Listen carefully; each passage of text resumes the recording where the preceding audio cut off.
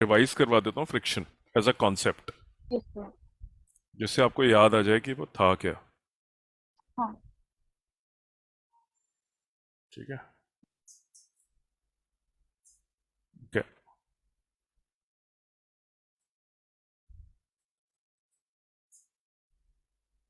ठीक है। So let's discuss friction. Yes sir. How many types of frictions you know? कितने type के friction आपको पता है?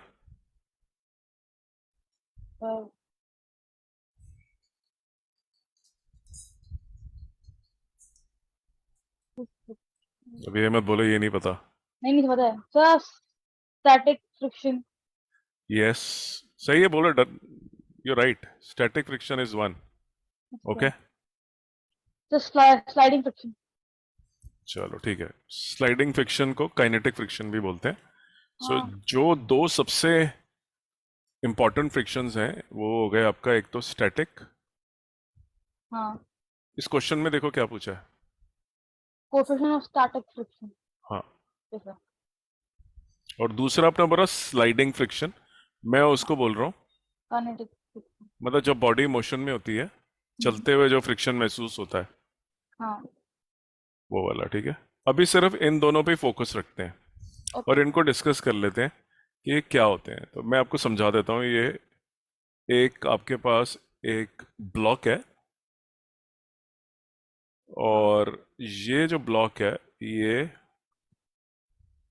जमीन पे पड़ा हुआ है, right? It's on the surface, अच्छा। And the block and the surface which is ground. ठीक है, ये सरफेस अर्थ हो सकती है, टेबल हो सकती है, right?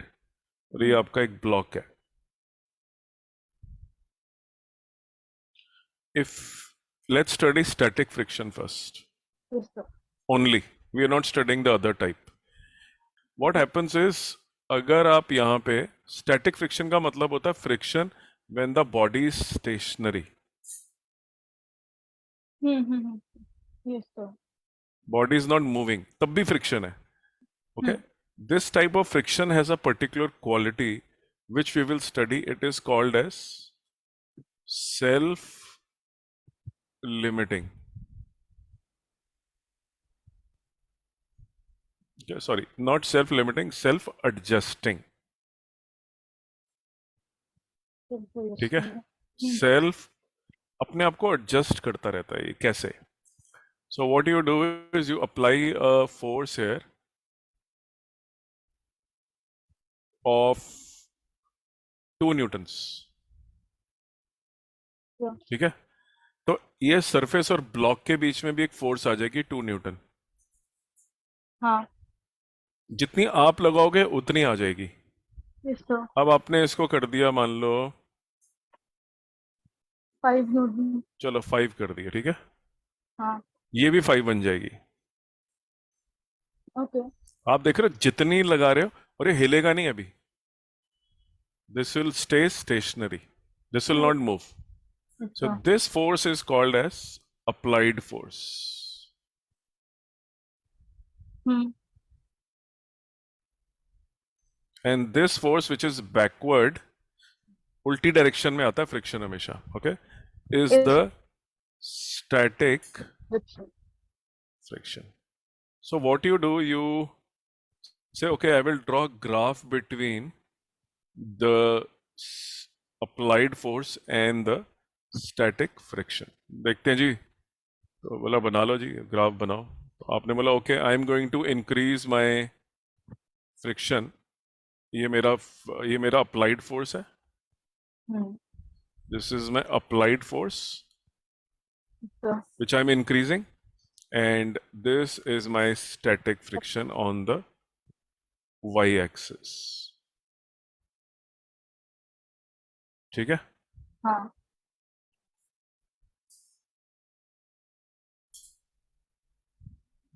so now you are increasing the applied force and you're seeing कि जितनी अप्लाइड फोर्स होती है उतना ही फ्रिक्शन डेवलप हो जाता है स्टैटिक। तो आपने लाइन बनाई तो ऐसी लाइन आ गई आपकी, स्ट्रेट लाइन। तो एंड सेड ओके, इसमें तो मतलब मैंने आई अप्लाई 2 न्यूटन्स, हम्म।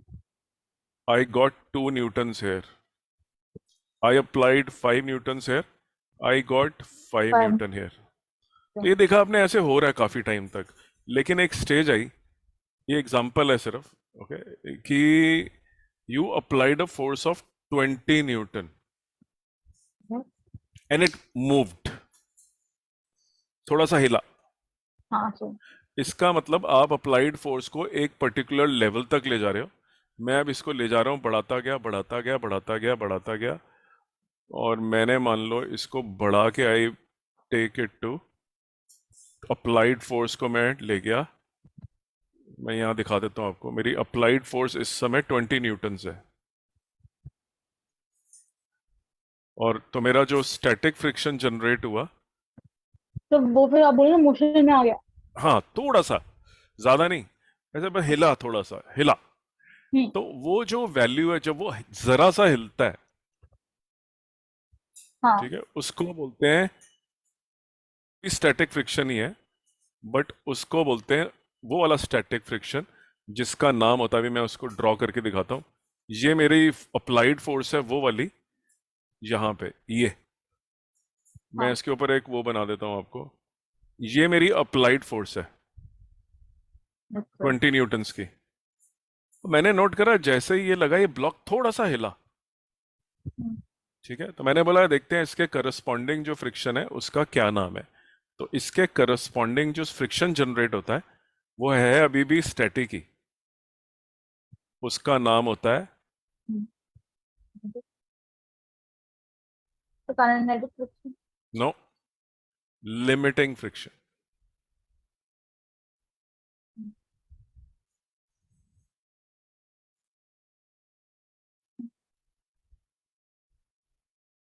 ठीक है, अच्छा। लिमिटिंग फ्रिक्शन बोलते हैं इसको। हाँ साथ में बताया था ये। हाँ, तो यार मैं एक बार छोटा सा रिवीजन करके बता रहा हूँ जिससे फॉर्मूला एक बार रिवाइज हो जाए। ठीक है सर। अच्छा, तो ये पता चल गया कि भाई जो लिमिटिंग फ्रिक्शन है,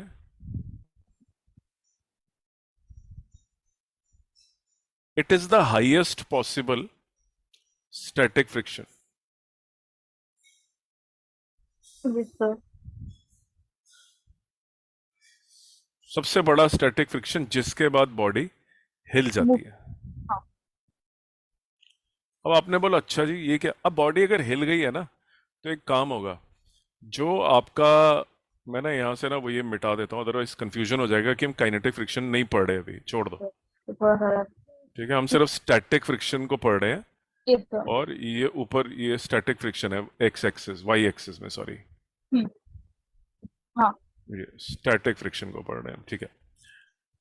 अब क्या होगा, फ्रिक्शन जो है, अब मोशन, अब बॉडी पे अगर आपने थोड़ी और फोर्स लगा दी ना, हाईएस्ट तो वैल्यू तक पहुंच चुका है वो, अब एक हम्म, बहुत ही चमत्कार होने वाला है कि ये फ्रिक्शन जो है ऐसे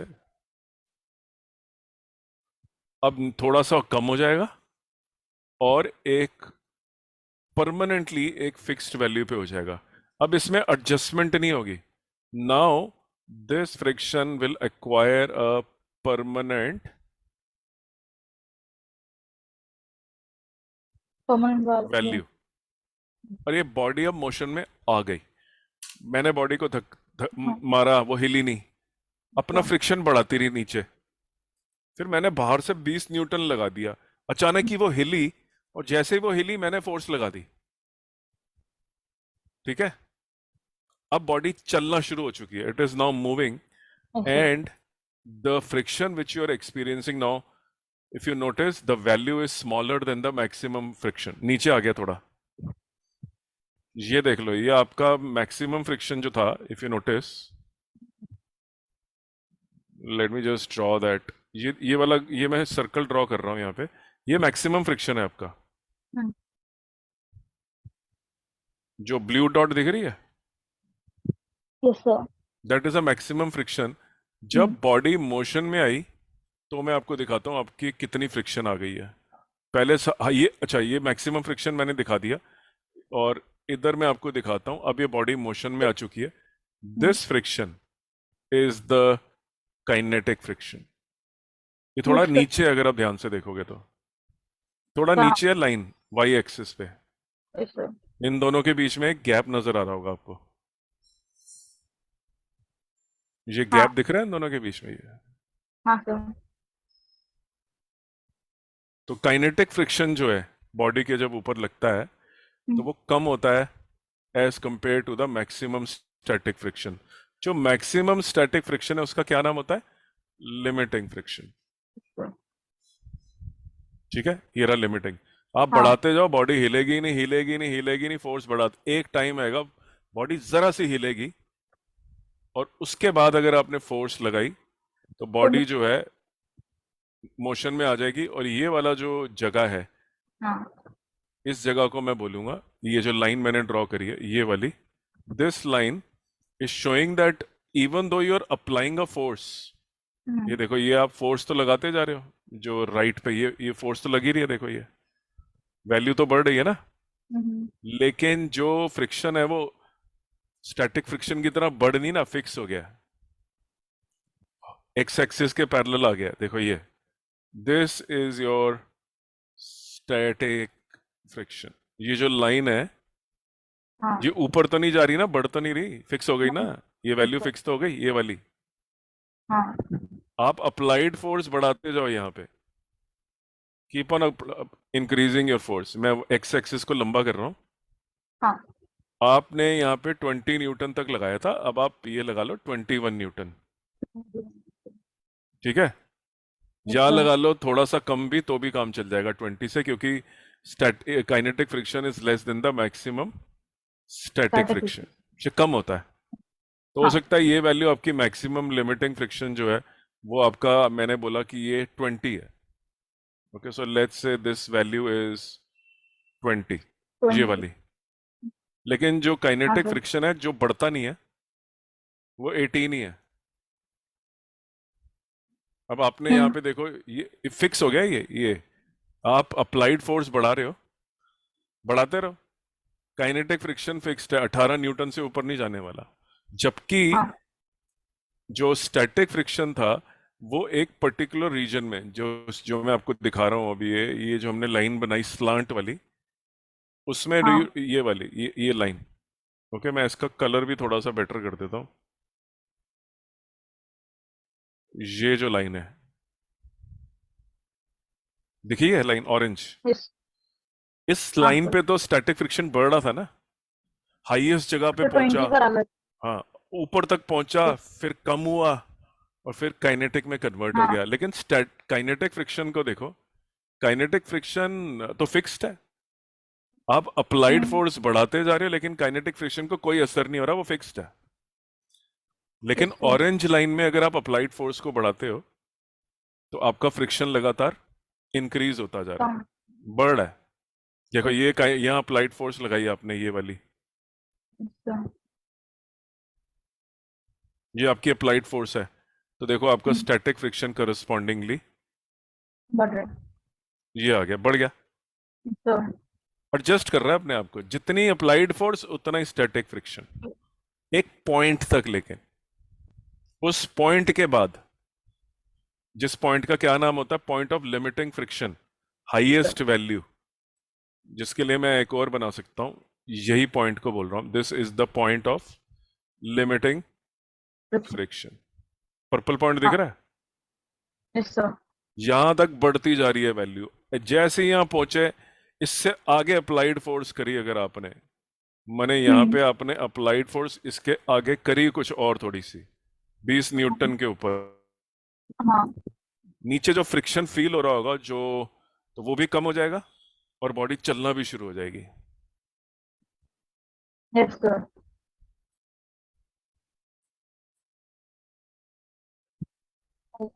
तो ये ग्राफ भी बनाने को आता है कई बार, draw the graph of friction, okay ऐसा सर। ग्राफ इस ग्राफ। बनाने। ठीक है सर। हाँ, ग्राफ आ जाता है हाँ identical, they can ask you graph की, ग्राफ बनाओ इसका। तो ग्राफ को देखो क्वेश्चंस भी पूछ सकते हैं फिर तो। क्वेश्चन भी बोल सकते हैं, ग्राफ से रीड करके बताओ, ग्राफ यस से सर। रीड करो हाँ और बताओ जी कि क्या हो रहा है इसके अंदर as a motion. Okay, okay yes sir. You right, I am थोड़ा थिक कर रहा हूँ मैं लाइन को। हाँ जो स्टैटिक फ्रिक्शन की लाइन है अगर आप देखो, जो सेल्फ एडजस्टिंग है, जो और हाँ 0 से शुरू हुई है 20 न्यूटन तक बढ़ता ही जा रहा है, yes sir. उसके बाद थोड़ा सा गिरा और काइनेटिक में कन्वर्ट हो गया। तो मैं हाँ यहाँ लिख भी देता हूँ, this horizontal line represents kinetic friction and the kinetic friction is fixed. yes sir. ये होता है जब हम किसी भी चीज को धक्का देते हैं, एक लेवल तक वो हिलती नहीं है, अपने नीचे दूसरे सरफेस के साथ फ्रिक्शन बढ़ाती जाती है। फ्रिक्शन, अच्छा मान लो आप अप्लाइड फोर्स लगाते ही नहीं, Okay. अप्लाइड फोर्स लगाता ही नहीं तो फ्रिक्शन भी नहीं आएगा, जीरो हो जाएगा फिर। तो हाँ मुझे फ्रिक्शन, कुछ फोर्स में मिल रहा है ना उसका हाँ, फोर्स फ्रिक्शन तभी आता है when there is something called as, applied force. हाँ, इसको बोलते हैं रिलेटिव मोशन। ओके जो एग्जैक्ट वर्ड है, जब हम किसी सरफेस को दूसरे सरफेस के ऊपर चलाने की कोशिश करते हैं तो what are we trying to create? Relative motion. Relative motion. भाई with respect to the lower surface the body is trying to move। yes sir. तो रिलेटिव मोशन अगर रिलेटिव टेंडेंसी भी है, भाई अगर आप हिल नहीं रहा क्योंकि लिमिटिंग फ्रिक्शन नहीं पहुंचा, थोड़ा सा ही पहुंचा है, लेकिन रिलेटिव मोशन इंड्यूस करने की तो कोशिश हो रही है, कोशिश तो है ना, हाँ चाहे हिला नहीं पा रहे क्योंकि वो सेल्फ लिमिटिंग फ्रिक्शन नीचे से रोक रहा है, उसको बैलेंस कर रहा है। भाई इस बॉडी के ऊपर 5 न्यूटन लग रहा है राइट पे और 5 न्यूटन लग रहा है लेफ्ट पे, तो बैलेंस हो गया ना, हिलेगा नहीं। हम्म, तो लेकिन आप 5 न्यूटन जब फोर्स लगाते हो, you are trying to create relative motion, कर नहीं पा रहे अलग बात है, कोशिश तो जारी है ना कि हिल जाए इसके ऊपर। सो इन दोनों के बीच में ऐसे मोशन आ जाए, ऐसे हाँ आ नहीं रहा, लेकिन आ- कोशिश करने से ही फ्रिक्शन आता है। Yes sir. अगर लिमिटिंग फ्रिक्शन को क्रॉस कर लोगे तो कामयाब हो जाओगे, हिल जाएगा। हाँ ठीक है, अब आई इसकी मैथ्स कि भाई हाँ लिमिटिंग फ्रिक्शन को लिमिटिंग, अच्छा देखो, अप्लाइड फोर्स और स्टैटिक फ्रिक्शन तो बराबर होते हैं, जितनी अप्लाइड फोर्स उतना ही उतनी सारी- स्टैटिक फ्रिक्शन होता है हाँ सर। है ना। अगर मैं आपको बोल देता हूँ ओके मैंने ना यहाँ पे एक फोर्स लगाई है इस जगह पे, ये वाली, and this force is 10 Newton, तो मुझे बताओ कि ये वाली कितना फ्रिक्शन जनरेट होगा स्टैटिक। तो मैंने 10 क्योंकि स्टैटिक 10 न्यूटन होगा बता दिया हाँ आपने, यस सर। सही बोला। लेकिन अब सुनो, ये हाँ तो मेथड हो गया ग्राफिकल मेथड, क्योंकि आपको मालूम है कि जो ये फ्रिक्शन होता है सेल्फ एडजस्टिंग होता है, जितनी अप्लाइड फोर्स उतना ही हो जाता है। लेकिन हाँ लिमिटिंग फ्रिक्शन अगर आपको हाईएस्ट वैल्यू निकालनी है, द हाँ highest value of static friction, वो नहीं निकलता है इससे। उसका मेथड है, you have to calculate the limiting friction using a formula which is, इसको म्यू बोलते हैं, यू है तो आपको यू दिख रहा होगा, बट ये इसको हाँ। बोलते हैं म्यू, तो म्यू एफ एम एम होता था कुछ जी, होता है ना।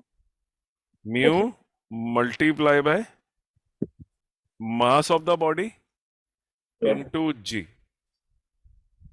into g। यस, ग्रेविटी हाँ 9.8। Yes sir. और ये जो मैंने यू लिखा है बाय द वे, तो म्यू इसके नीचे हाँ बहुत सारे लोग क्या करते हैं, साइन लिखते हैं एस, इस S म्यू एस को बोलते हैं static इस friction द कोफिशिएंट ऑफ, इस म्यू static को बोलते हैं लोग कोएफिशिएंट, को efficient efficient of static friction.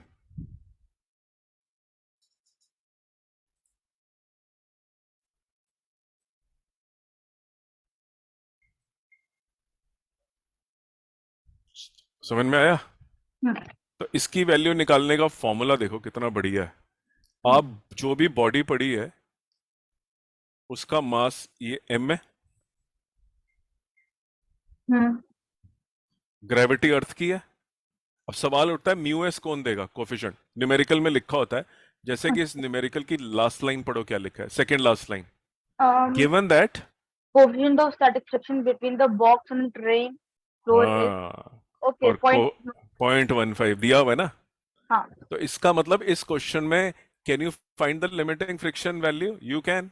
Yes sir. तो सब दिया हुआ है। लिमिटिंग फ्रिक्शन इज म्यू, मास नहीं दिया हुआ लेकिन वो कट जाएगा, हाँ वही देखते हैं। तो मैं इस क्वेश्चन को सॉल्व करने के लिए मैं पढ़ता हूँ, अच्छा बॉडी जो है ना रुकी हुई है, देखो क्वेश्चन में ध्यान से पढ़ो, सर रेस्ट पर है। और बैठी हुई है ट्रेन के अंदर, ट्रेन एक्सेलरेट कर रही है, हम्म, ट्रेन इज एक्सेलरेटिंग, तो what is happening, the body still at rest. Hmm, इसका मतलब क्या हुआ कि जो एक्सटर्नल फोर्स लग रही है ट्रेन की एक्सेलरेशन से, स्टैटिक फ्रिक्शन ने रोक के रखा हुआ है। हाँ, समझे? पहले मैं आपको एक और कॉन्सेप्ट समझा देता हूं, तो ये समझ में आ गया what is coefficient of static friction. Yes sir. Coefficient of static friction को डिफाइन करने का मेथड होगा, हम डिफाइन भी कर लेते हैं उसको, we can define it u, और मैं एक छोटा सा s लिख रहा हूं, this is mu, mu static coefficient, mu s will be given by the value ratio of limiting friction by mass. by weight, mg, हम्म, या mg की जगह आप रख सकते हो नॉर्मल रिएक्शन, बिकॉज ओके। जो वापस अर्थ देती है धक्का वो नॉर्मल रिएक्शन होता है। हम्म, ठीक है, सो ये आप लिख दो mg। ठीक है जी। हम्म, फ्रिक्शन जो है लिमिटिंग फ्रिक्शन, ये न्यूटन्स में नापा जाता है, हाँ, mg भी न्यूटन्स में ही होता है। सो ये जो u है, this is a ratio, yes it's a sir. Ratio, एक, इट इज नो डायमेंशन, दो न्यूटन्स डिवाइड हो रहे हैं, no dimension, just a number 0.15। Yes sir. ठीक है, limiting friction is the maximum static friction possible between two surfaces.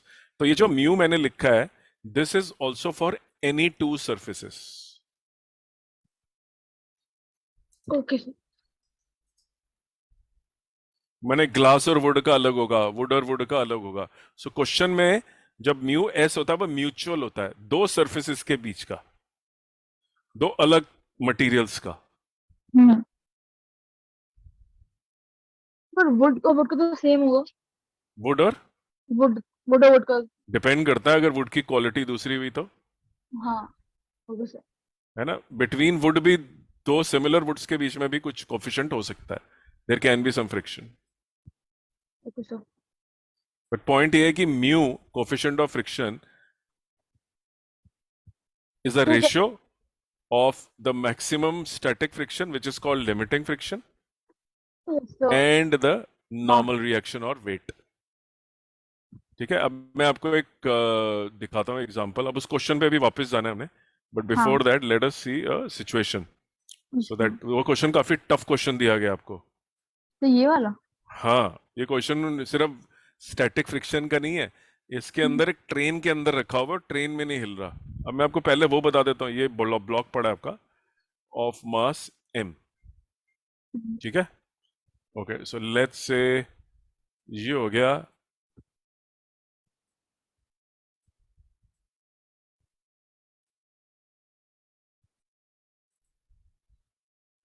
m। अच्छा जी, it is given that the, और मास दे रखा है मान लो, ठीक है, let me write the mass also so that you are clear that mass is available to you. Mass is given to be 100 kilograms। Okay sir.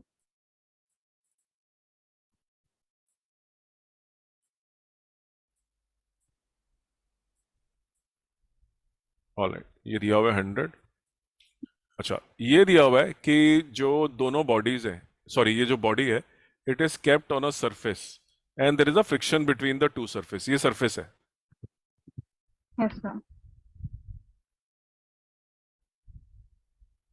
Ground है मान लो।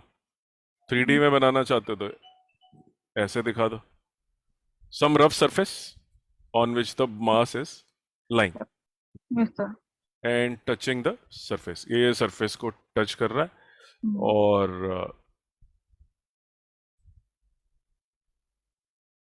Alright,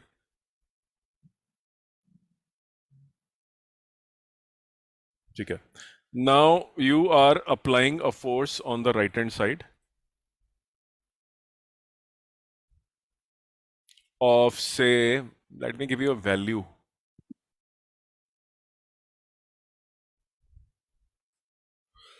100 Newton.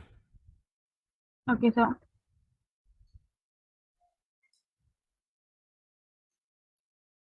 My question to you is, if a 100 Newton force is being applied, sorry 1000 आ गई गलती से, 100 Newton force is being applied.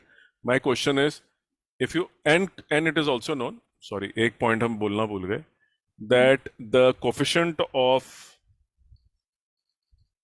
static friction Yes, sir.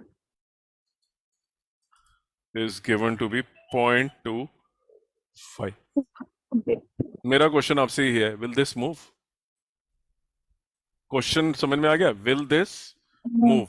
मतलब will you be able to beat the limiting friction or not? तो पहले limiting friction लिखो, कैसे निकालते हैं? हाँ, फॉर्मूला sir. पता है आपको ऊपर से? हाँ. mu mg. हाँ. That is the maximum value of coefficient friction available to you. देखो कितनी आई है. Limiting friction माने द हाईएस्ट वैल्यू ऑफ, उसी को बीट करोगे तभी तो हिलना शुरू करोगे. उसको बीट नहीं कर सकोगे तो हिल भी नहीं पाओगे. आप अवेलेबल आपके पास 100 न्यूटन है, हम पूछ रहे हैं भाई हिलेगा कि नहीं हिलेगा.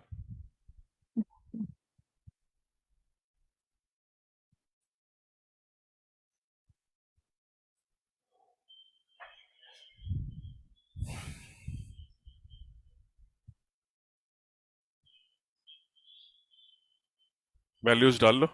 हाँ. 0.25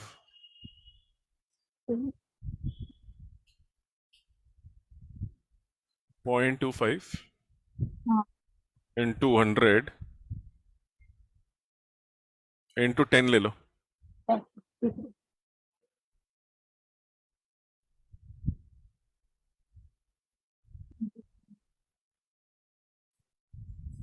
तो 0.25 और 100 को करेंगे तो 25 फिर 250. तो लिमिटिंग फ्रिक्शन आपके पास कितना है जिसको बीट करना है? तो 250 है. बॉडी हिलेगी 100 न्यूटन से? तो हिलेगी. कैसे? आपकी अप्लाइड फोर्स कितनी है? तो 100 न्यूटन. और मैक्सिमम स्टैटिक फ्रिक्शन कितना है? 250. उसको Okay, बीट नहीं. कहाँ करा आपने? नहीं हिलेगा. नहीं हिलेगा. न्यूटन भी तो लिखोगे आगे कि नहीं लिखोगे? हाँ. न्यूटन्स लिखना मैंडेटरी है. हाँ. नहीं हिलेगा ना? नहीं हिलेगा. सही बात है. चलो. Okay. So your answer is the body will not move, right?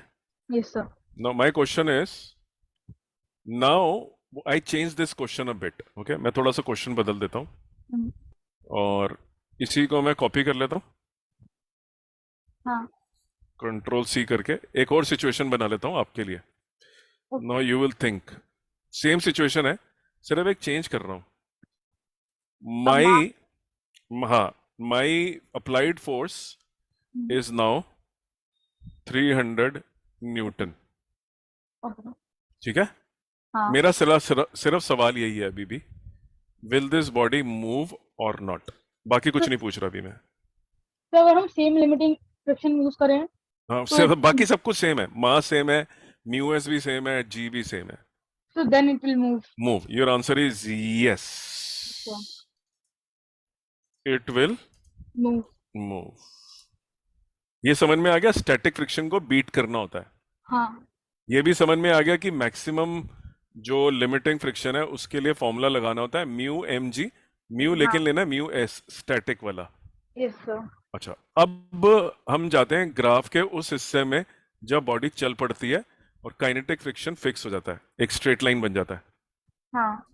मतलब I am referring to this particular line.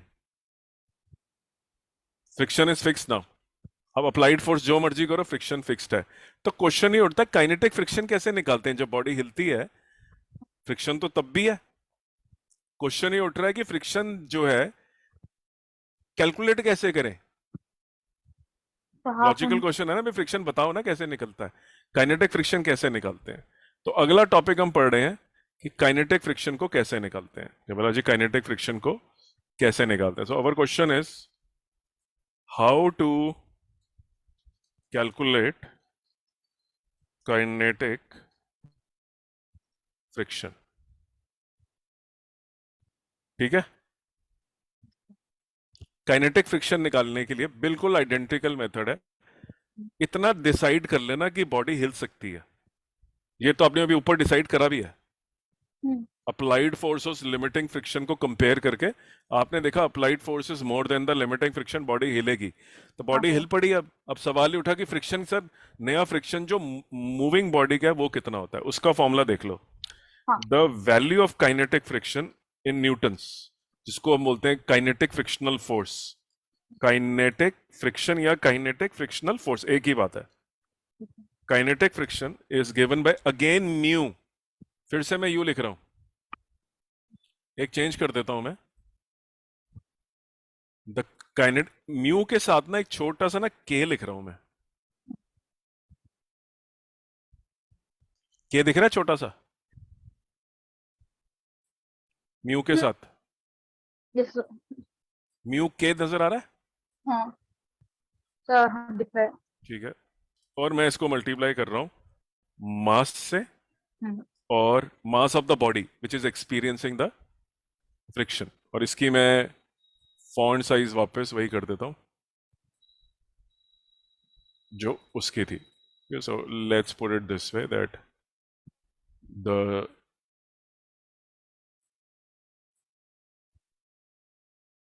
थोड़ा सा मैं इसको, okay now it is visible clearly I guess. हाँ I will just change the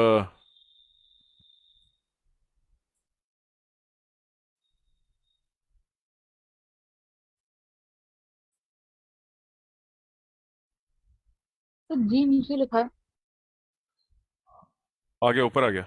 हाँ हाँ sir. Okay, so this actually is the troublemaker. तो जी, No, no, you. वो typing में ना, अच्छा अच्छा। I want to show the value. Mu के अलग है, ये वाला हाँ के सबस्क्रिप्ट है म्यू, और ये मास ऑफ द बॉडी है, और ये आ गया। किरण।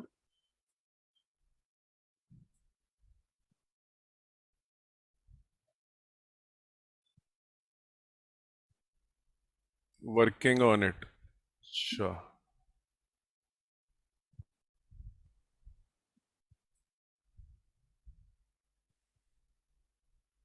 Okay no problem.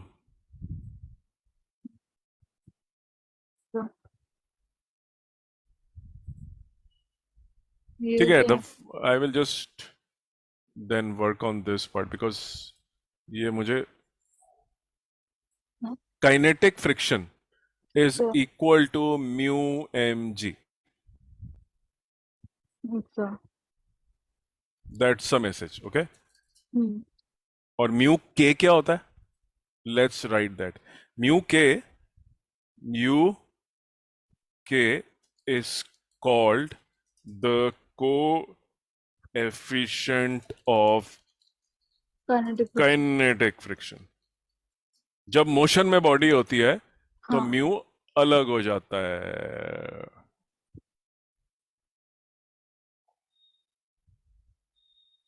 देखा? हाँ।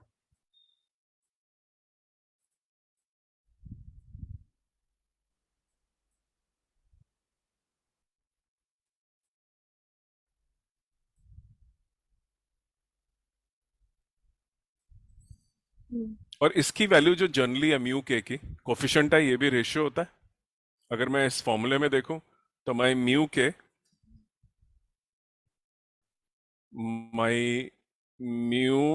काइनेटिक फ्रिक्शन, देखा ये देखो, इसीलिए नहीं लिख रहा था मैं, क्योंकि जैसे ही हाँ आप फॉन्ट यूज करोगे वो लाइट हो जाएगी, जबकि अगर टाइप करोगे तो वो डार्क रहेगा। मुझे हाँ, पता था ये। मुझे अच्छा था।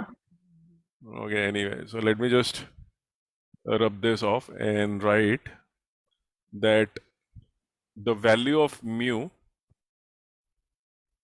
ऐसे लिखते हैं म्यू के हाँ is given by the kinetic kine frictional force in Newton Yes, sir. Okay, in numerator में आप लिखोगे kinetic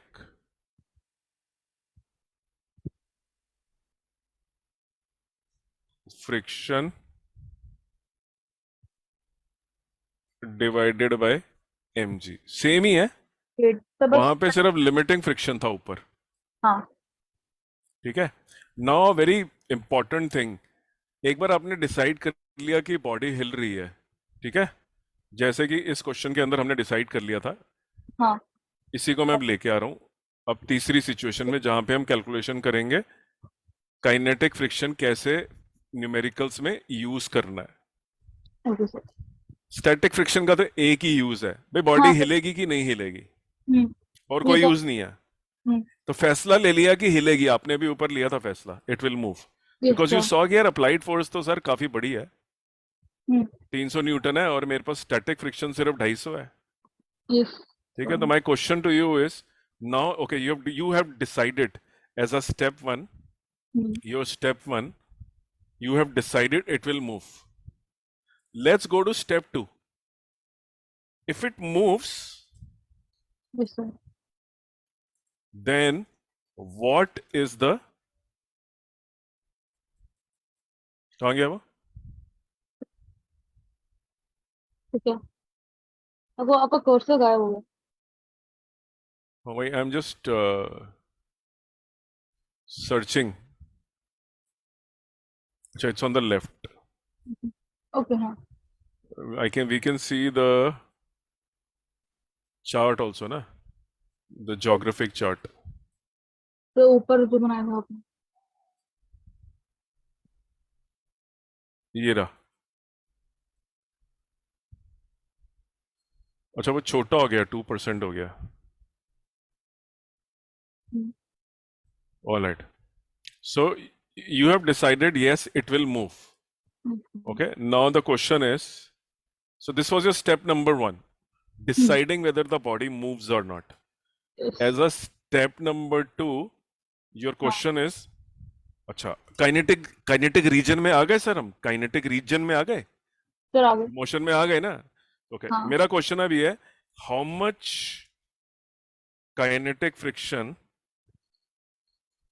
is this mass experiencing? तो अब अब अगर बॉडी मोशन में आ चुकी है, तो हमें अब स्टैटिक फ्रिक्शन से कोई लेना देना नहीं है, क्योंकि हमने उसको तो यूज करा, whether the body will move और not. I am removing the layer of the limiting friction, इसका कोई यूज नहीं रहा। हाँ कोफिशिएंट ऑफ स्टैटिक फ्रिक्शन का कोई यूज नहीं है। मेरा सिर्फ एक ही सवाल है इस टाइम पे, कि you are telling the body has started moving etcetera etcetera, because 300 newton 250 newton limiting friction था, उसको बीट कर दिया। Yes sir. तो आपने बोला ठीक है सर, तो ये सिचुएशन है कि यहाँ पे लग रहे हैं आपके 250 न्यूटन लेफ्ट साइड पे, हाँ दिस इज योर 250 न्यूटन, ये लिमिटिंग था, इसको तो आपने बीट कर ही दिया, दिस यू हाँ have beaten anyway left side पे, and you are saying the body. तो सर ऐसा करते हैं कि जो नेट फोर्स है बॉडी पे 50 लगा देते हैं, फिर राइट वर्ड। तो 50 होगा लाइक। नहीं होगा, यही मैं समझाना चाहता हूं, नहीं होगा।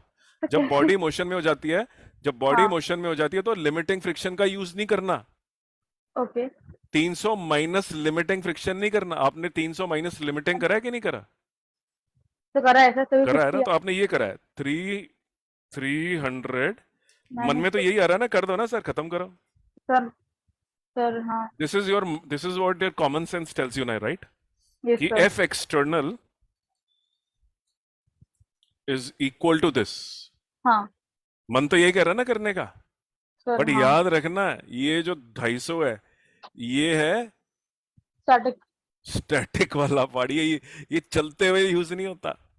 Okay sir. ठीक है, ये समझ आ गया, चलते हुए से हाँ यूज नहीं करना। इसका यूज सिर्फ ये था, हिला के नहीं हिला भाई, भाई हिल गया भाई, 300 इज ग्रेटर देन 250। तो अब सवाल ये उठता है, फिर 300 में से क्या सब्ट्रैक्ट करें? काइनेटिक फ्रिक्शन को सब्ट्रैक्ट करो। तो उसके काइनेटिक फ्रिक्शन कैसे नहीं निकलेगा? कैसे निकालेंगे? क्योंकि हमें अब म्यू के चाहिए। अभी हमने हाँ ऊपर पढ़ा काइनेटिक फ्रिक्शन का फॉर्मूला होता है mu yes, sir. M g, लेकिन म्यू के वाला यूज करना है। हाँ तो मैं आपको इस न्यूमेरिकल में दे रहा हूं, द म्यू के which is Okay. available to you in the numerical is Yes. mu K which is available to you in the numerical yes, is sir. 0.15. Okay. ये दिया हुआ है न्यूमेरिकल में। तो अच्छा, अब मैं आपको बताता हूँ कि फ्रिक्शनल फोर्स कितनी निकलेगी, वो निकाल लेते हैं। Sir kinetic frictional force, not static. Sir mass भी दिया और ग्रेविटी तो जी भी मतलब दी हुई है, बिल्कुल ठीक बात है। तो मैं okay, काइनेटिक फ्रिक्शनल फोर्स निकाल रहा हूँ।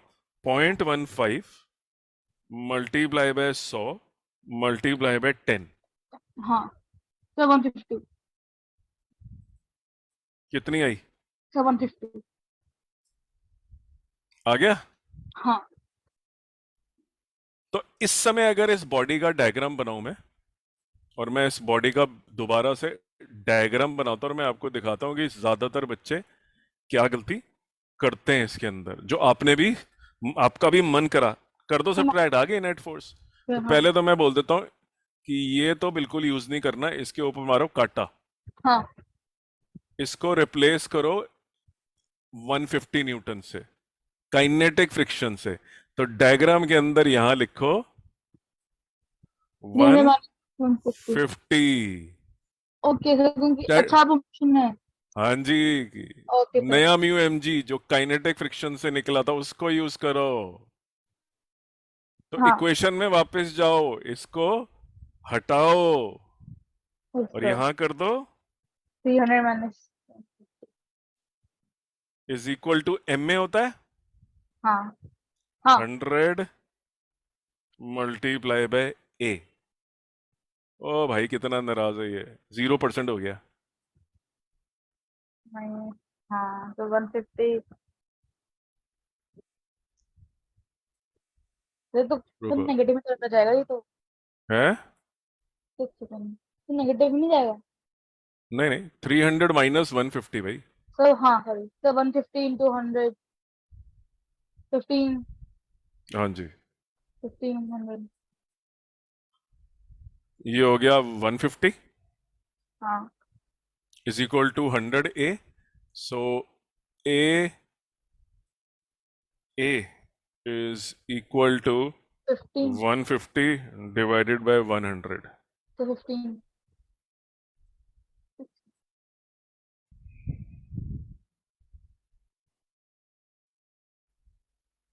ठीक है, हाँ is equal to 1.5 मीटर पर सेकंड सेकेंड स्क्वायर। आ गया। ऐसे यूज करते हैं काइनेटिक फ्रिक्शन को। गलती से भी वो 250 से सब्ट्रैक्ट मत करना स्टैटिक फ्रिक्शन से जब बॉडी चल रही हो। ठीक है sir any doubts in your mind? Static zone से चेक करा बॉडी विल मूव और नॉट, और उसके बाद काइनेटिक जोन में जाके kinetic coefficient of kinetic friction से रियल काइनेटिक फ्रिक्शनल फोर्स निकाली, उससे निकाली net force 300 minus 150। Limiting friction use नहीं करना। हाँ हाँ क्लियर है ये बात? यस सर तो म्यू के m g is more important generally. Mu s only helps you decide whether the body will come in motion और नॉट। अग्रीड? ठीक है। Now let's come to your school question, which is half of what we have done, because the school question is difficult. मुश्किल तो पूछा है। नहीं सिर्फ मास लीजिए मास तो निकल जाएगा वो उस फॉर्मूला से हाँ, तो मास निकालना होगा ना इसमें क्या निकालना है? मास मास ऑफ नहीं हाँ तो क्वेश्चन में स्कूल के? हाँ नहीं नहीं, क्वेश्चन जो है स्कूल का उसको समझना है पहले हमें कि हो क्या रहा है। वो समझना थोड़ा मुश्किल काम है। हम ठीक है, अब स्कूल के क्वेश्चन पे आ रहा हूं मैं। हाँ sir so I am copying the school question and going to the next page to explain you. Okay ऊपर ऊपर से भी कर सकता था मैं एक लाइन में, पर आपको समझ नहीं आता कि हो क्या रहा है बॉडी के साथ। ठीक है, so let's first copy this question again. ये आपका मैंने कॉपी कर दिया इसको। ओके, एंड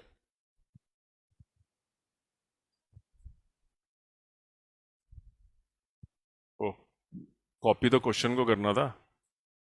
तो क्वेश्चन एकदम ऊपर स्टार्टिंग में है अच्छा है, ठीक है ठीक है ठीक हाँ है ठीक है ठीक है, मैं फिर क्या कर रहा हूँ, आई am removing all of this, yes but sir.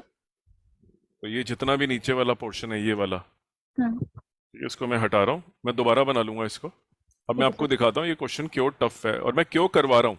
छोड़ भी सकता था मैं कि छोड़ दो, रहने दो, हाँ बट मैंने देखा हर स्कूल के अंदर ये क्वेश्चन आ रहा है, हर एंट्रेंस में ये क्वेश्चन आ रहा है, नीट में भी आ रहा है, जेई में भी आ रहा है, हर जगह आ रहा है क्वेश्चन ये वाला, तो इसलिए मैं इसको इम्पोर्टेंस की वजह से करवा रहा हूँ। छोड़ भी सकते थे हम, लेकिन ठीक है स्कूल दे रहा है तो कोई रीजन है। सर के क्वेश्चन आ सकते हैं अगर इतना टफ है हाँ वो। हाँ हाँ, है टफ है। अब देखो क्या होता है कि जो ट्रेन होती है ना, हाँ ये ट्रेन के डब्बे बना रहा हूं मैं, एक डब्बा, दूसरा डब्बा। ठीक है। ओके, सो ये तो आपके कौन से पेज पर है? Page number 2। टू में तो आप दिख नहीं रहे। रुको, हाँ यस सर। आ गया, हाँ ठीक है, ये ट्रेन है। हाँ ऑलराइट, सो इसके अंदर क्या है, एक ट्रेन में, ट्रेन के फ्लोर पे, सो मैं ट्रेन के अंदर एक फ्लोर बना लेता हूँ 3D में। ये ट्रेन का फ्लोर है, हम्म ये this is your train and this is the floor of the train. Hmm, डब्बा, डब्बे के ऊपर एक अंदर एक बॉक्स पड़ा हुआ है, डब्बे, एक डब्बे को रख रहा हूं मैं, बॉक्स को यहाँ पे, ठीक है। This is your box, hmm this is the like a string tension. वैसे हमें इसकी चिंता नहीं करनी, मैंने तो डायग्राम के लिए बनाया है बस, that's all. Even okay if you sir. Don't draw this it is understood they are joint, right, train है, चल रही है। अब नॉर्मली क्या होता है, अगर आप ट्रेन के डब्बे में बक्से को रखोगे ना, हाँ and if the train is accelerating, which it is in this question, hmm if the train accelerates rightward, the box will go backwards. Yes sir. किसी ने धक्का नहीं मारा, हम्म nobody push the block leftward, अपने आप ही चला जाएगा। ये जो हाँ इनविजिबल फोर्स होती है, जो आंखों को दिखी नहीं लेकिन ये पीछे चला गया, इसको हम्म बोलते हैं सूडो फोर्स। टूर लेकिन ऑफ। मैं सूडो फोर्स आपको पढ़ा नहीं रहा, सिर्फ बता रहा हूं, इसके डिटेल होते हैं। ओह ठीक है, ये सूडो फोर्स बोलते हैं इसको, बिना किसी के हाथ लगाए बक्सा पीछे जा रहा है। हाँ ठीक है, अब इस केस के अंदर notice that the box is remaining, box has to remain stationary, okay. हिल ना पाए बॉक्स। हाँ ठीक है, आपको ठीक है। निकालनी है एक्सेलरेशन ऑफ द ट्रेन, कितनी एक्सेलरेशन कर दें। अच्छा, अगर आपने ट्रेन को राइटवर्ड एक्सेलरेट करा ए से, हाँ राइट की तरफ जा रही है ना ट्रेन, तो राइट की ट्रेन का तरफ। मोशन देख लो, राइटवर्ड है। सो मैं हाँ यहाँ एरो भी बना देता हूँ जिससे क्लैरिटी रहे कि train is moving towards this side. Yes sir. When the train is moving rightward, the box is going backwards. Therefore, if the box slides backward, tries to slide, slide नहीं होगा, रोकना है। हम्म और वो control कहां से करना है, ट्रेन की एक्सेलरेशन एक वैल्यू से अगर ज्यादा हो गई, ठीक है, तो अगर ये पीछे की तरफ जाता है, तो इसके ऊपर जो स्टैटिक फ्रिक्शन लग रहा है, जो इसको पीछे नहीं जाने देगा, वो इस तरफ एक्ट करेगा। The sir. Block wants to go back hmm because of what? Tour Pseudo of. force. The And if the block has a tendency to go back, the static friction will be in the opposite direction. Relative motion है, आप जाने की इस तरफ कोशिश कर रहे हो, फ्रिक्शन रोकेगा आपको, तो फ्रिक्शन किस तरफ आ गया, राइट की तरफ, यहाँ पे ये फ्रिक्शन है, तो यहाँ पे हिलने नहीं दिया ना आपने इसको, तो स्टैटिक फ्रिक्शन देखो लिखा हुआ है कि the blocks will remain stationery. Sir. ठीक है, हाँ ओके, तो इसका मतलब जो स्टैटिक फ्रिक्शन की हम बात कर रहे हैं वो लिमिटिंग फ्रिक्शन है, हाँ ज्यादा से ज्यादा फ्रिक्शन, लिमिटिंग को तो हम कैलकुलेट कर लेते हैं म्यू एम जी से, हाँ है ना। तो इस, जब मैं बात कर रहा हूं स्टैटिक फ्रिक्शन की, व्हाट आई मीन इज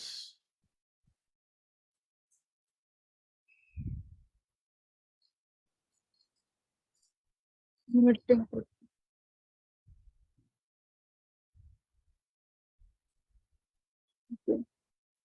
तो लिमिटिंग फ्रिक्शन दिया है, दिया हुआ है, बिल्कुल सही बोला। तो तो ग्रेविटी भी अगर, है। हाँ, लेकिन अगर सूडो फोर्स जो है उसकी वैल्यू हाँ कैसे डिसाइड होती है? वो एक्सेलरेशन, अगर किसी चीज पे सूडो फोर्स लगी तो वो एक्सेलरेट भी होगा, F इज हाँ इक्वल टू ma से। Yes sir. जितनी ट्रेन एक्सेलरेट हो रही है ना, उतना ही यही एक्सेलरेट होगा। तो ओके। अगर ट्रेन A से एक्सेलरेट हो रही है और इसका मास m है, मान लो इसका मास जो है m है, तो इसके ऊपर जो एक्सेलरेशन है वो ये है, उल्टी डायरेक्शन में है, इसलिए माइनस ए है। तो the left force being experience which is a pseudo force being experienced by the mass on the left side, यहां लिख रहा हूं मैं left, yes sir. Just because एक एक्सेलरेटिंग ट्रेन के अंदर बैठे हो इसीलिए पीछे जा रहे हो स्लाइड होके, ये आप पे फोर्स लग रही है m into A which is a of the train.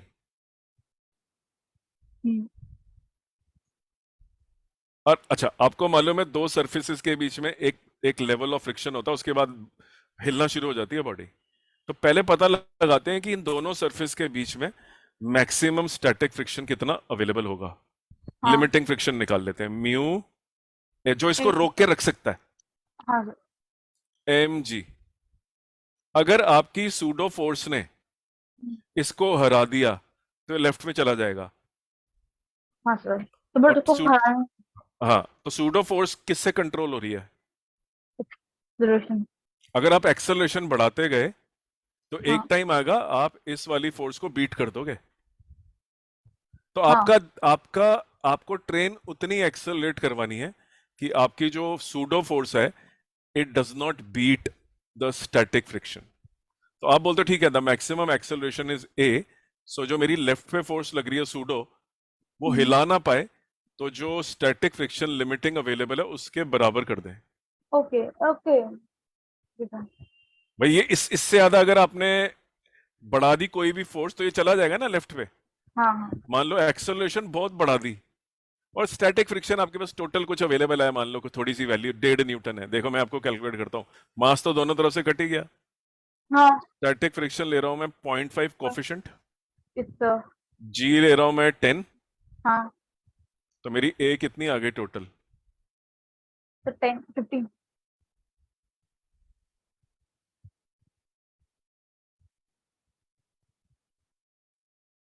115। हाँ, इससे ज्यादा अगर एक्सेलरेट करा मैंने तो मैं काइनेटिक जोन में आ जाऊंगा, फिर ओके स्टैटिक फ्रिक्शन को हरा दिया मैंने। हाँ अभी मैंने लेफ्ट वाली फोर्स को राइट के बराबर रखा है कि लिमिटिंग फ्रिक्शन तक इतना इतना इतना एक्सेलरेट नहीं करना कि ma की वैल्यू इतनी बड़ी हो जाए कि स्टैटिक फ्रिक्शन से ही बड़ी हो जाए। उस केस में तो ये जो मास है ये वाला, this mass will experience a net force on the left, yes sir. और ये चला जाएगा उधर लेफ्ट की तरफ। तो फिर that is not something we want. हम चाहते हैं कि इतनी एक्सेलरेशन ही ना हो कि वो हिले। तो आप ट्रेन की एक्सेलरेशन से ब्लॉक भी उल्टी डायरेक्शन में एक्सेलरेट करता है उतना ही। तो जो लिमिटिंग फ्रिक्शन है वो तो रोकने वाला होता है, वो कहता है मैं it gets generated towards the right side, जो लिमिटिंग फ्रिक्शन है हाँ तो राइट साइड में होगा। ये रहा ना। हाँ सर। और सूडो फोर्स आपकी ये रही, ये सूडो फोर्स किसने दी है? ट्रेन ने। ट्रेन आगे की तरफ एक्सेलरेट कर रही है, आप पीछे की तरफ जाओगे। तो ये क्वेश्चन भी आता है, अगर आपने कॉइन फेंका अपने हाथ से हाँ और वो कॉइन पीछे चला गया आपके पीछे, तो ट्रेन एक्सेलरेट कर रही है डेसेलरेट? अगर पीछे की तरफ गया है तो ट्रेन तो एक्सेलरेट कर रही है, और अगर आगे की तरफ गया तो ट्रेन डेसेलरेट कर रही है, उल्टा होता है। ओके आप बोलोगे यार किसी ने धक्का तो मारा नहीं, पीछे कैसे चला गया? पीछे इसलिए चला गया क्योंकि ट्रेन एक एक्सेलरेटिंग फ्रेम होता है। आप रहने दो एक्सेलरेटिंग फ्रेम का मीनिंग फिलहाल, बट समझ लो कि देखो इस क्वेश्चन को, ये टफ क्वेश्चन है, इसमें नए वर्ड्स आए हैं आपके सामने, सूडो फोर्स। मोटा मोटा आप समझ लो कि pseudo force is a fictitious force if you keep any body in an accelerated frame. हाँ जनरली जो हम क्वेश्चंस करते थे, if you remember, if I draw this situation, let me draw this situation on the ground. जैसे ground होता है हमारा, अर्थ होती है ना हमारी, Yes, sir. ये हमारी अर्थ है, इसके ऊपर एक ब्लॉक रख दिया। हाँ. इसके ऊपर कभी मैंने वर्ड बोला था सूडो? नहीं सर. हमेशा मैं बोलता था एक ना फोर्स लग रही है ऐसे, it will change its velocity, it will change it's momentum, it will accelerate it, पता नहीं क्या क्या है ना, टेंशन इन द स्ट्रिंग, ये भी निकाल लो। कभी सर वर्ड बोला सूडो? कभी भी नहीं बोला। नहीं. क्योंकि अर्थ के ऊपर अगर आप किसी बॉडी को रखोगे, अर्थ तो एक्सेलरेट करती नहीं है, नहीं अर्थ तो तो वो स्टेशनरी है। सो अर्थ इज स्टेशनरी। बट अगर इसी ब्लॉक को आप, सेम ब्लॉक को आप बोलते हो I will keep it in a train, ठीक है? अब इस ब्लॉक को मैं एक ट्रेन के अंदर रख रहा हूं। ट्रेन तो स्टेशनरी नहीं है, ट्रेन इज नहीं accelerating, sir. Train is going to accelerate. Sir अगर आप अर्थ के ऊपर ये वैल्यूज लोगे तो नॉर्मल कैलकुलेशन करना, F is equal to m में। हाँ. लेकिन अगर आप ट्रेन, जो एक एक्सेलरेटिंग फ्रेम है, तो नॉर्मल नहीं कर सकते, आपको एक एक्स्ट्रा फोर्स दिखानी पड़ेगी उसके ऊपर, called as the pseudo force. ये इसलिए ऐड करनी पड़ती है क्योंकि आप एक ऐसी चीज के अंदर ब्लॉक को रखा हुआ है जो खुद ही एक्सेलरेट कर रही है। अगर आप इसे ग्राउंड पे रखोगे और खींचोगे तो कुछ, ये लेफ्टवर्ड डायरेक्शन दिखाने की कोई जरूरत नहीं है। ओके. लेकिन अगर आप इसको एक एक्सेलरेटिंग ट्रेन में रखोगे या किसी भी चीज में जो एक्सेलरेट कर रही है, तो हाँ. आपको ये लेफ्टवर्ड फोर्स दिखानी पड़ेगी एक्स्ट्रा। आप बोलोगे सर धक्का तो कोई नहीं मारा, आप क्यों दिखा रहे हो? आपने फोर्स तो एक ही लगाई है, सिर्फ ये वाली। हाँ. The applied force is this. Yes sir. I am not applying any force on the leftward, but when I write the equation, I will have to subtract one force from the equation, which is तो same as the applied force, which is coming from the acceleration of the train. तो A मेरे को train की लेनी है, मास लेना है block का, एम में लिख के माइनस साइन लगाना है। जो इक्वेशन लिखूंगा मैं F external is equal to m में, उस F एक्सटर्नल में मुझे एक एक्स्ट्रा ऐड करना पड़ेगा प्लस माइनस एम में। तो नॉर्मली तो लिखते हैं ना F external is equal to m a, मैं हाँ. यहां नहीं लिख सकते। यहां पे आपको F एक्सटर्नल में से ये जो एक्सेलरेट, किसी एक्सेलरेटिंग फ्रेम के ऊपर बैठे हो, उस वजह से जो एक्स्ट्रा फोर्स आई है वो घटानी पड़ती है, हटानी पड़ेगी आपको। Pseudo force, fictitious force has to be introduced. आप इसको चिंता मत करो, आप सिर्फ ये देखो, ये क्वेश्चन के अंदर आपको ये समझ में आया कि because of the accelerating train, क्योंकि एक्सेलरेटेड फ्रेम के ऊपर बैठे हो इसलिए लेफ्टवर्ड जा रहे हो एम में, और M A should not exceed mu M S G. M A should not exceed mu M S G, क्योंकि the block has to remain stationary. तो ए को उतना ही रखो कि म्यू एम जी से बड़ा ना हो जाए एम ए। सूडो फोर्स का एम ए, सूडो फोर्स का एम ए इतना बड़ा ना हो जाए ये, कि ये एम ए का product m a mu M S g से बड़ा हो जाए। तो आपने निकाल लिया एम ए को ज्यादा से ज्यादा हम करेंगे equal to mu M g, ये इक्वेशन जो है। M A should not go above mu M g, m दोनों तरफ से कट गया, एक्सेलरेशन आ गई। तो आप बोलोगे ट्रेन को किसी भी हालत में 1.5 मीटर पर सेकेंड स्क्वायर से ज्यादा एक्सेलरेट मत करना, नहीं तो बॉक्स जो है इतना तेज, इस पे सूडो फोर्स लगेगा एम ए, जो दिखेगा नहीं कहां से आ रहा है, लेकिन बॉक्स ऐसे स्लाइड करता हुआ जाएगा, क्योंकि उसने किसको बीट कर दिया? लिमिटिंग फ्रिक्शन को। क्योंकि आपने ए इतनी ज्यादा दे दी कि वो लिमिटिंग फ्रिक्शन को बीट करके चलना शुरू हो गया, काइनेटिक में आ जाएगा। So new concept for you, pseudo accelerated frames के ऊपर। अगर आ जाता तो ऐसे क्या, ऐसे लिख के आ जाना बस, M A is equal to mu M S G, और एम ए लिख देना, M A is the pseudo force on the left. Just in case आ जाता है ऐसा क्वेश्चन तो, जो मुझे लगता है दे डू आस्क, आएगा सर ये 3 मार्क्स। हाँ मतलब it's a not many people in your class can do this, लोगों को पता नहीं होगा क्या कर रहे हैं वो, बट आपके टीचर ने मतलब क्वेश्चन देने में कोई कसर नहीं छोड़ी कि दे दो मुश्किल से मुश्किल दे दो। नहीं छोड़ते सर।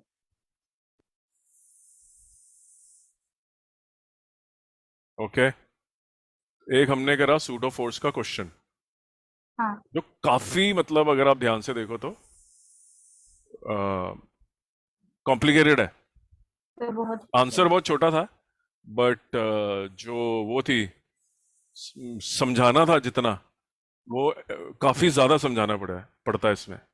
इसका आपने मुझसे पेपर किस में शेयर करा था अपना? ये रहा। टेलीग्राम पर। हाँ ठीक है, I am just seeing your भैया। So this is one question which is very important, which you should know. This question, I think, मतलब I'm surprised, just one word, to see this question in your paper. जिस तरह की questioning करी गई है, हाँ, it's मतलब क्या बोलूं मैं, it's a deliberate attempt to fail the student. सबको फेल कर दो। ये मतलब इस लेवल का पढ़ाया तो बहुत अच्छी बात है, नहीं पढ़ाया तो should not be asking this type of question.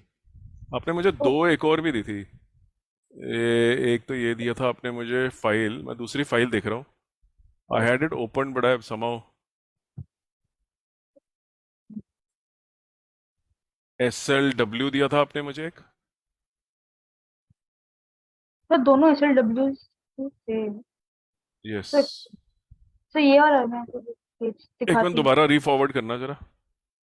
ये तो थोड़ा मतलब see this is mentally very taxing time. Too tiring, right? Yes sir. थकाने वाला है ना दिमाग को। हम्म। इसकी नेचर है, ये जो टॉपिक है बड़ा लंबा टॉपिक है, it takes few hours to explain this. उन्होंने एक छोटी सी लाइन लिख दी 2 मार्कर की। सर। उन्होंने तो 2 क्वेश्चन पूछ लिए, ये लो जी। हाँ। लेकिन अंदर की कहानी ये है कि the question is alright. Now let's do one more question pertaining to friction. Yes sir. तो Not difficult at all. Question number 3। Question number 3। अब मैं क्वेश्चन नंबर 1 पे भी आऊंगा। क्वेश्चन नंबर 1 भी सूडो फोर्स के ऊपर बेस्ड है। बहुत लंबी एक्सप्लेनेशन है। फिर से पहले 2 क्वेश्चन डिफिकल्ट क्वेश्चन कैटेगरी में, बाकी आसान है, लेकिन थर्ड भी जो है मुश्किल है। तो जो थीटा बीटा भी आ गए हैं। हाँ, वो इंक्लाइन प्लेन आ गया। हाँ। Okay, now let's see if, ठीक है दे दिया तो दे दिया, बट उसको जिसको मतलब बहुत ही रीजनिंग ओरिएंटेड क्वेश्चन है, अच्छे क्वेश्चन है, लेकिन स्कूल में जनरली अगर ये स्टैंडर्ड है पढ़ाई का तो बहुत ही अच्छी बात है। Okay, question. Now there is a mass which is lying on the horizontal plane. So अच्छा। this is your horizontal plane hmm. and this is your, blind plane. नहीं नहीं, ये भी अर्थ ही बना रहा हूं मैं, हॉरिजॉन्टल प्लेन हो गया। इसके ऊपर एक मास रेस्ट कर रहा है ऐसे, ठीक है? अच्छा, अब हाँ। क्या करते हैं, इस प्लेन को हम उठाना शुरू करते हैं ऊपर की तरफ। तो ये प्लेन ऐसे ऊपर की तरफ उठा लिया गया, जैसे कि बच्चे खेलते हैं पार्क में। Yes sir. ये इंक्लाइन प्लेन बन गया।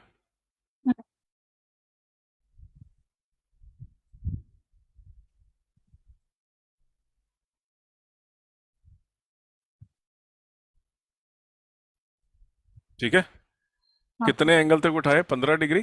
15 degree. And the mass just begins to slide. Hmm. तो हो क्या रहा है मैं आपको समझा देता हूं।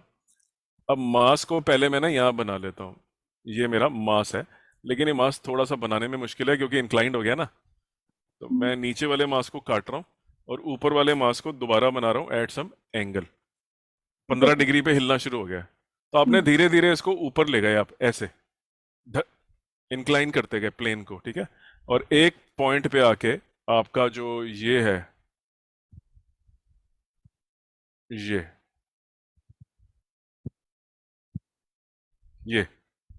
पड़ा हुआ है, और 15 डिग्री जब हुआ ये एंगल, हम्म। तो इसका मतलब ये है कि 15 डिग्री पे ये जो नीचे की तरफ आपको मैंने बताया था इंक्लाइन की तरफ जो फोर्स होती है वो होती है mg sin theta, if you remember. Yes sir. इसका मतलब आपने 15 डिग्री पे स्टैटिक फ्रिक्शन को हरा दिया। 15 डिग्री से कम पे the static friction was like very high, hmm, आप थोड़ा सा ऊपर ले गए, नहीं हिला, हम्म, वेट तो तब भी लग रहा था ना किसी एंगल पे, मे बी 5 डिग्री था एंगल, तो उस समय फोर्स कितनी थी, mg 5 डिग्री। तो तो जब आपने एंगल कम रखा हुआ था, मान लो इस समय आप यहाँ पे थे कम एंगल पे, हम्म, राइट, ठीक है, इतने हाँ, एंगल पे थे तो ब्लॉक हिल नहीं रहा था, हम्म, ये रहा। अब मैं यार इसको नहीं बनाना चाहता, लेट मी जस्ट हाँ, draw a diagram from side view, 3D बनाना थोड़ा मुश्किल होता है।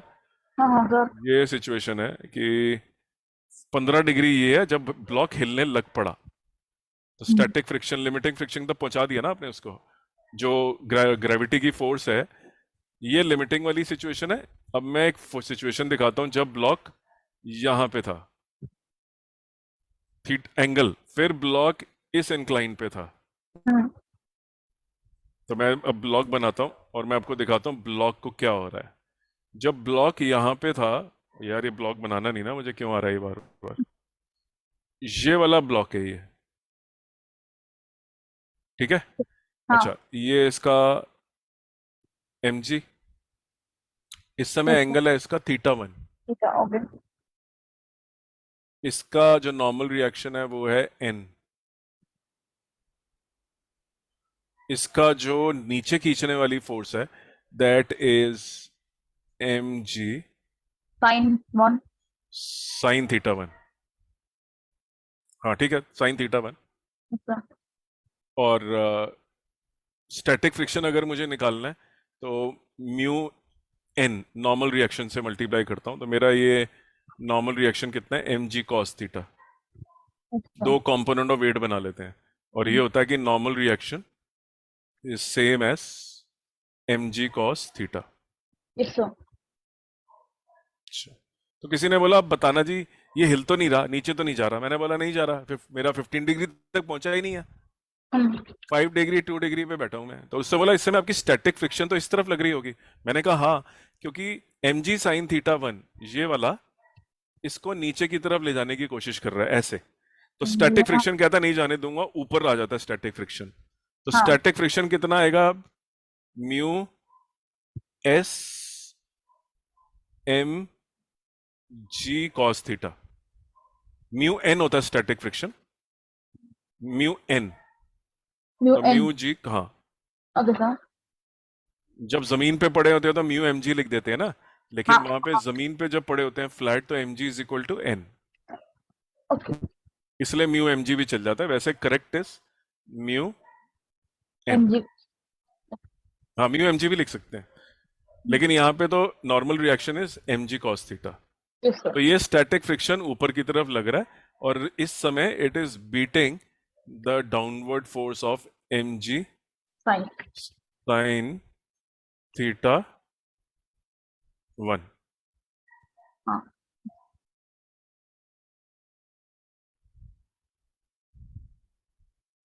तो नहीं हिला पाए आप, हम्म, जैसे वहां सूडो फोर्स भी नहीं हिला पाई क्योंकि एक्सेलरेशन कंट्रोल करी, वैसे स्टैटिक फ्रिक्शन ये वाला gravitational component of the weight जो mg sin थीटा उसको बीट कर रहा है, नहीं हिला, आपने एंगल और बढ़ा दिया। अच्छा, होता क्या है, the more is the angle the higher is the value of sine theta, m does not change, g does not change, but हाँ, साइन थीटा इंक्रीजिंग, मतलब mg sin थीटा बढ़ा रहे हो, एंगल बढ़ाने से mg sin थीटा बढ़ता है। तो यस अगर सर। बॉडी बड़े एंगल पे आ गई यहाँ पे, तो हाँ, अब नीचे की फोर्स बढ़ गई क्योंकि साइन थीटा बढ़ गया, ठीक है। तो साइन के साथ साथ कॉस भी बढ़ेगा। कहाँ पे, तो साइन के साथ साथ कॉस थीटा भी बढ़ेगा। नहीं, उल्टा चलता है, ओके। साइन थीटा बढ़ता है, कॉस हाँ, थीटा कम होता कम। है, ओके सर। ठीक है। अब साइन थीटा 1 हो गया, वेरी गुड हाँ, पॉइंट, इसका मतलब नॉर्मल रिएक्शन कम हो गया। तो यस सर।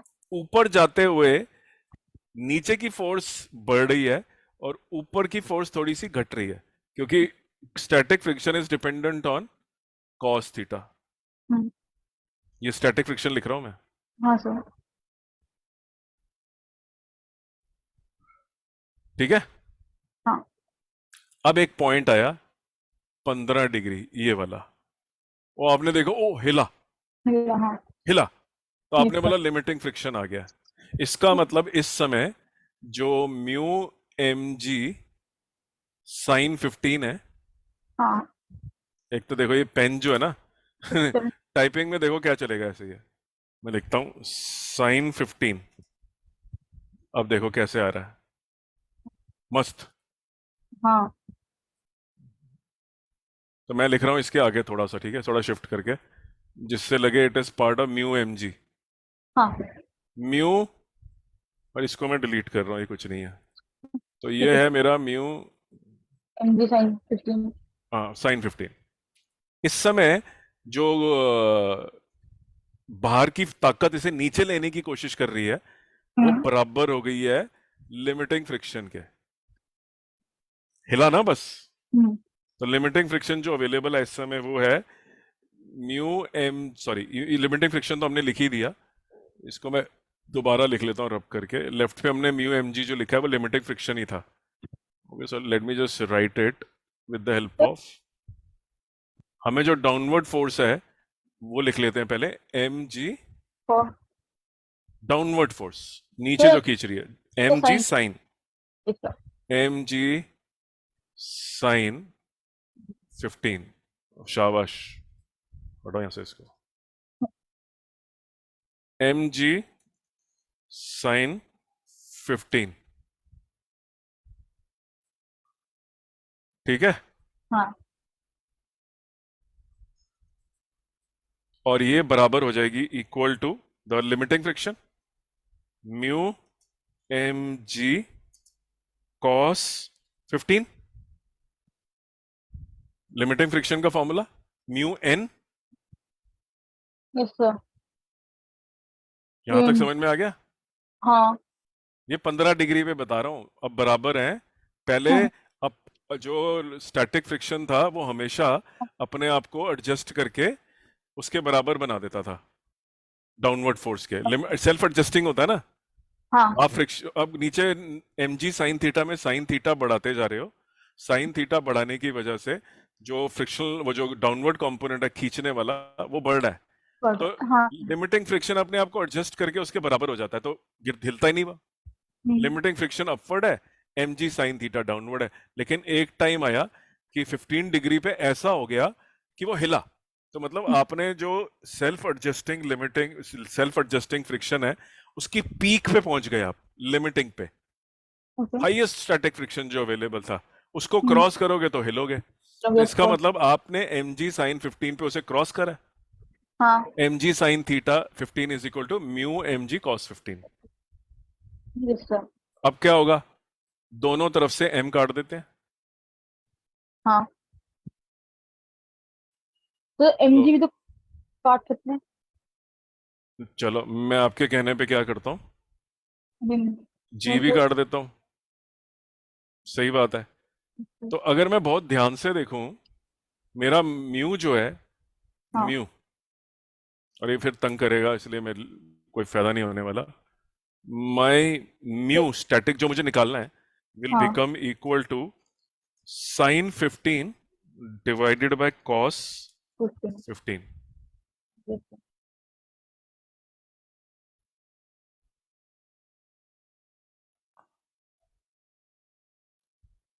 सही है। हाँ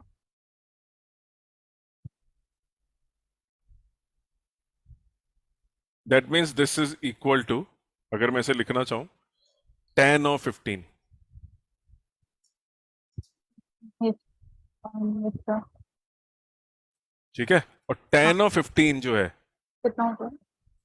उसको निकालने का मेथड भी बहुत टफ है। मुझे लगता है आपके सर ने पेपर बनाया है जो तैयारी कर रहे हैं जेई मेंस की। मेडिकल वालों को ऐसा पेपर नहीं देते, सर ऐसे निकलता ही है, आपको पता ही नहीं होगा। नहीं। tan ऑफ 45 माइनस 30 जो होता है, it is equal to tan of 45 minus tan of 30। आपको रूल ही नहीं पता? नहीं सही tan पता है। 45 15 का निकालते कैसे हैं? ये पेपर जो है आईआईटी की जो तैयारी कर रहे हैं ना, हाँ ये वो वाला पेपर है। This is not for medical section. Some questions जैसे ये वाला भी मेडिकल सेक्शन को नहीं देना चाहिए। tan 30 minus this divided by 1 plus 1045 into 1030। हाँ। ये आपको रूल ही नहीं पता होगा, हम्म, आपके लिए काला अक्षर। हाँ एनीवे, ये। हम्म, लेसन लर्नड में आपको बताता हूँ। 1045 की वैल्यू 1 होती है, वो तो हम निकाल लेंगे। हाँ। दिस इज वैल्यू सब्स्टिट्यूट करनी है, दिस इज 1। 1030 इज 1/√3, तो okay. 1045 is 1, 1 minus 1/√3 divided by 1 plus 1/√3। ठीक है, बट मैं अभी उस पर नहीं जा रहा, आपको बताता हूँ। एक्चुअली डायरेक्ट आंसर भी निकाला जा सकता था, इसके लिए हाँ। आपको एक वर्ड पता होना चाहिए। The word is called as this, it is called as angle of repose. Repose. हाँ, तो ये क्या अच्छा, इसका क्या मतलब होता है? है इसका? अगर आपके पास एक ब्लॉक पड़ा हुआ है हाँ। इंक्लाइन प्लेन के ऊपर, और आप इंक्लाइन को धीरे धीरे बढ़ाते हो। पहले आप यहाँ पे थे जमीन पे हम्म, ब्लॉक के साथ, अब आपने इंक्लाइन को थोड़ा बढ़ाना शुरू करा ऐसे। मैं दो लाइनें बना देता हूँ, एक हिलाने वाली और एक नॉर्मल। हाँ। ये दूसरी। अब इंक्लाइन को आप हिला रहे हो ऐसे, हिलाते जाओ, हिलाते जाओ, हिलाते जाओ, हिलाते जाओ, हिलाते जाओ, हिलाते जाओ। आपने देखा 15 डिग्री पे ब्लॉक हिल गया। हम्म, ठीक है, जिस एंगल पे ब्लॉक का स्टैटिक फ्रिक्शन हार जाता है वेट के कंपोनेंट से, mg sin थीटा से, जिस एंगल पे static friction loses the battle against the mg sin theta, which is the weight component downward, तो that cos angle is called as the angle of repose. Same. Okay. इसने 15 degree पे हार गया था ना, हाँ। that angle is called, और उसका निकालने का डायरेक्ट मेथड पता है क्या? तो क्या? What now question is, next question sir, चलो एंगल ऑफ रिपोज आपने बता दिया, बट ये बताओ, नेक्स्ट क्वेश्चन मेरा ये है, what is the relationship of angle of repose and को एफिशिएंट ऑफ स्टैटिक फ्रिक्शन जो सरफेस और ब्लॉक के बीच में है? क्वेश्चन पढ़ो ध्यान से। What is the relation of angle of repose and coefficient of static? हाँ, रिलेशनशिप देखो, आपने खुद डिराइव करा, अभी ऊपर दिखाऊं आपको मैं। हाँ। म्यू एस जो आपने निकाला था यहां पे अभी ऊपर, म्यू क्या आया हाँ। था? tan of angle of repose. Oh yes sir. Static friction, the coefficient of static friction is equal to nothing but tan of angle of repose. Answer क्या है? Answer is the coefficient of static friction on an inclined plane is equal to tan of angle of repose. Answer मतलब अगर मैं आपको बता दूं कितने degree पे वो हिला है, हार गया स्टैटिक फ्रिक्शन, उसका टेंजेंट ले लो उस एंगल का, वो कोफिशिएंट ऑफ फ्रिक्शन है। मैं आपको एक क्वेश्चन देता हूं, लेट अस से this is your inclined plane.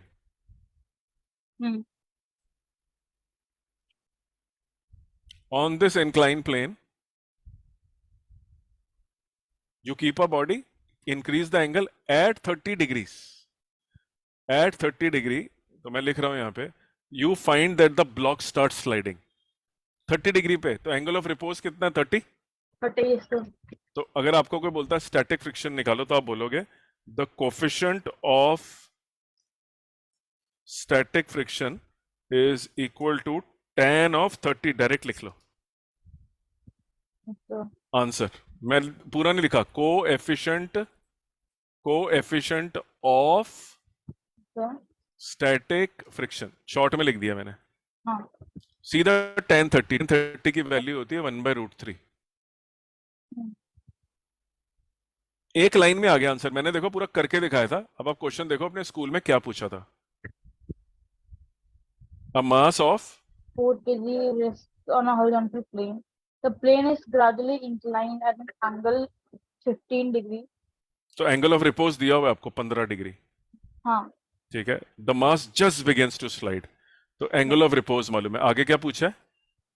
what is the coefficient of static friction between the block and the surface? 10 और 15। Oh, एंगल ऑफ रिपोज का 10 लिख दो, and आंसर। okay. एक लाइन में बोलो जी हाँ, 15 डिग्री पे हिला, म्यू इज इक्वल टू 10। मैंने तो करके दिखाया ना पूरा कि क्या हो रहा है। एम अच्छा, जी साइन थीटा बढ़ता जा रहा है, वो स्टैटिक को बीट कर रहा है। मैंने आपको पूरा अंदर का मैकेनिज्म समझा दिया। आया आंसर मेरा भी वही था हाँ, कि म्यू इज इक्वल टू 10-15। क्योंकि देखो इधर अगर आप नोट करो ये वाली चीज को, यही तो करा था मैंने भी सॉल्व। हाँ, ले, अरे, तो control Z. this was the downward force Some which was sign, pulling the body down yes sir. by its weight, which is this. Yes, sir. The static friction when it just starts moving is at the limiting value, which is this. This is a limiting value. This is the so-called applied force. The applied force now just beats the static friction, limiting friction. दोनों को बराबर डाल दिया, mu की हाँ, value निकाली, वो भी उससे भी 10-15 ही आया था। yes, sir. अगर डायरेक्ट भी निकालना है तो पता होता, अगर एंगल ऑफ रिपोज क्या होता तो सीधा निकाल लेते हम। अगर इस मेथड से हमें पता होता कि 15 डिग्रीज एंगल ऑफ रिपोज और हाँ, एंगल ऑफ रिपोज का 10 निकाल लो तो डायरेक्ट हाँ, आंसर आ जाता है। इस केस में 30 डिग्री था। क्लियर है? सर, हाँ, तो थोड़ा थोड़ा क्लियर ही हो गया। थोड़ा नहीं पढ़, इसको पढ़ो। क्या क्लियर नहीं है मुझे बता दो फिर। अगर एंगल ऑफ रिपोज पता है तो उसका टेंजेंट निकालने आना चाहिए। टेन थीटा आता है? क्या होता है टेन थीटा? क्या होता है? 10th में पढ़ाते हैं टेन, ट्रिग्नोमेट्री के अंदर। अरे, yes, sir. What is tan of zero? Tan of zero क्या होता है? Equal to zero. What is tan of 30? तो आपने 1/√3। What is tan 45? 1. What is tan 60? √3. What is tan 90? Infinity.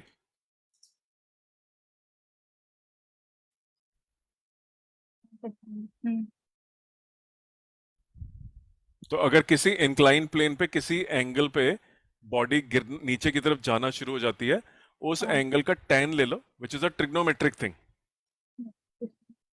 tan निकालना, दिस इज √3, सॉरी, ठीक है। tan 30 is okay, 1/√3, square root मेरा मतलब है। हाँ,